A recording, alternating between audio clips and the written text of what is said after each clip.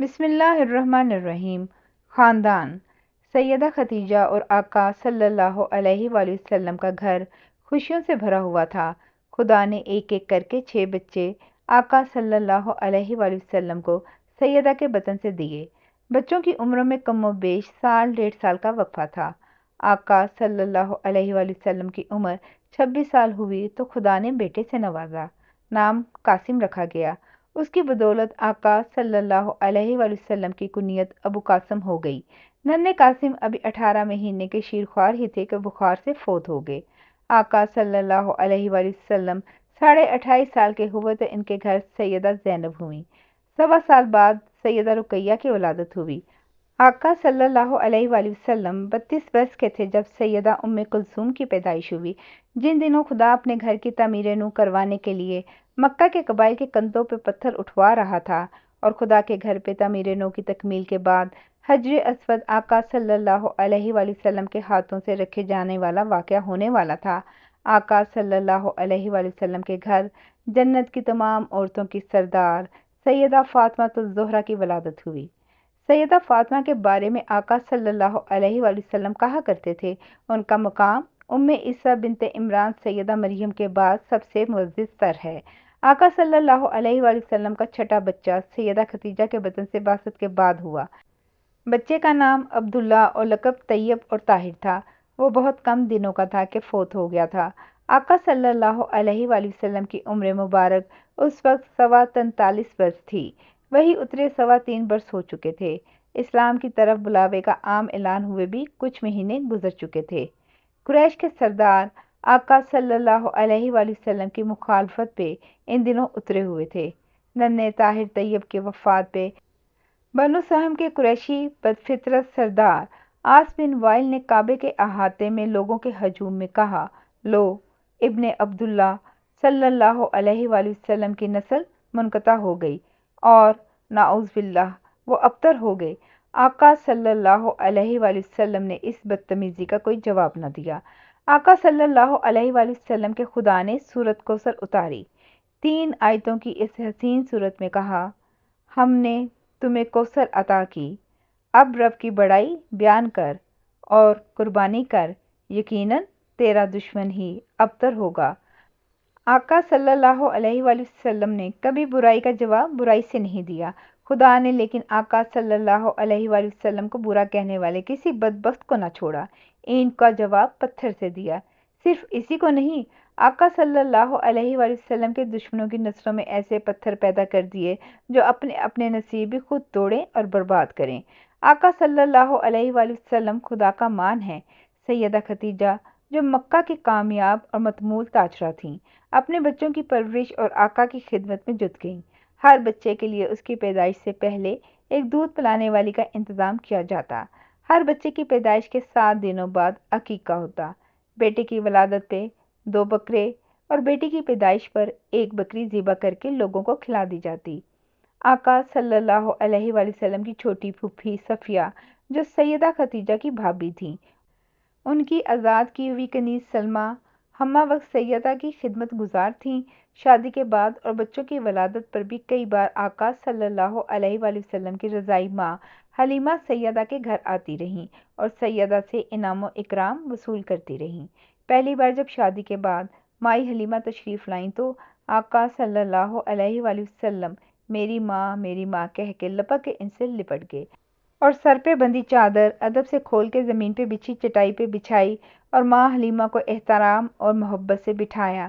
ان دنوں اماں حلیمہ کے علاقے میں خشک سالی سے قحط آیا ہوا تھا۔ سیدہ خدیجہ نے 1 کجاوا اونٹ اناج اور 40 بھیڑیں اماں حلیمہ کی نذر کیں۔ اماں حلیمہ بھی آقا صلی اللہ علیہ وآلہ وسلم کے گھر آتے ہوئے اپنی دسترس کے مطابق اپنے ہاتھ کی بنی ہوئی کوئی چٹائی یا اپنے چولہے پہ پکا ہوا کوئی پکوان لے کر آتیں۔ سیدہ کے گھر میں ان کے بھائیوں، حکیم اور عوام کا اپنی بیویوں اور بچوں کے ساتھ آنا جانا رہتا تھا۔ عوام کی بیوی صفیہ آقا صلی اللہ علیہ وآلہ وسلم کی چھوٹی پھوپھی اور خالہ زاد بہن اور آقا صلی اللہ علیہ وآلہ وسلم کے ہم عمر چچا زاد بھائی اور دوست حمزہ کی ماں جائی بہن ہونے کے ناطے بہت قرب رکھتی تھیں۔ قاسم کی پیدائش کے دنوں میں صفیہ کے گھر بیٹا پیدا ہوا جس کا نام زبیر رکھا گیا۔ زبیر آقا صلی اللہ علیہ وآلہ وسلم کے سامنے کھیلتا بڑا ہوا۔ اسے دیکھ کے آقا صلی اللہ علیہ وآلہ وسلم کو اپنا مرحوم شیرخوار بیٹا قاسم یاد آتا اور آقا صلی اللہ علیہ وآلہ وسلم محبت سے زبیر کو گلے سے چپکا لیتے۔ سیدہ کے بھائی حکیم کی بیٹی خولہ کی شادی نیک فطرت عثمان بن مظعون سے ہوئی، جو دنیا کے جھمیلوں سے الگ روحانی تصور میں کھوئے رہتے اور خدائے واحد کی جستجو میں لگے رہتے تھے۔ ان کی زندگی کم و بیش ایک راہب جیسی پاکیزہ تھی۔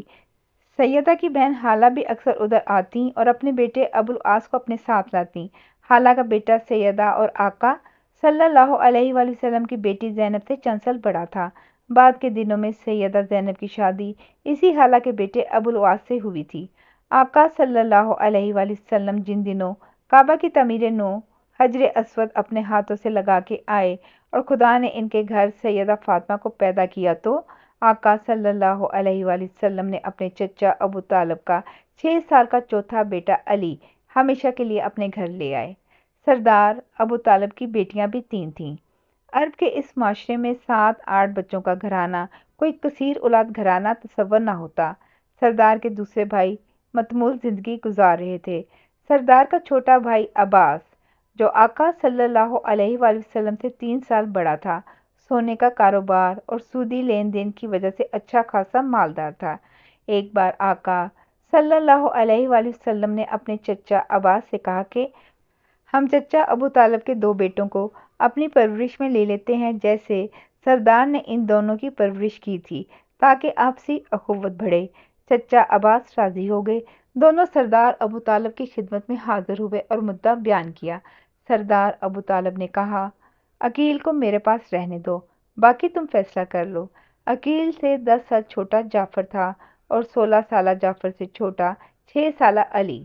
عباس کاروباری آدمی تھا، شاید انہوں نے سوچا ہو کہ 16 سالہ لڑکا کاروبار میں ہاتھ بٹائے گا۔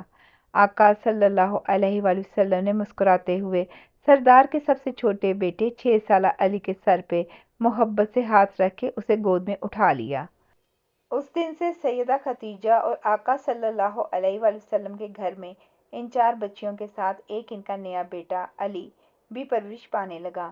انہی دنوں آقا کی والدہ سیدہ آمنہ کی خادمہ برکہ، جس کی کنیت ایمن تھی، وہ واپس آقا صلی اللہ علیہ وآلہ وسلم کے گھرانے سے آ ملی تھی۔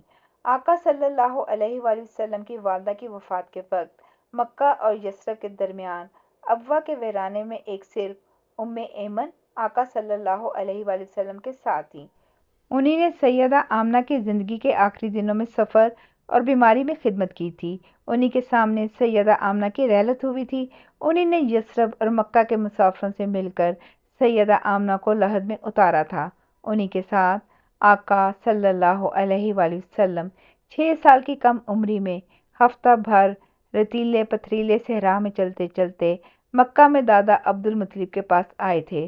آقا صلی اللہ علیہ وآلہ وسلم کا ایمن سے جو انتہائی گہرا دلی تعلق تھا، وہ کسی بیان سے باہر ہے۔ جاری ہے۔ جزاک اللہ خیر۔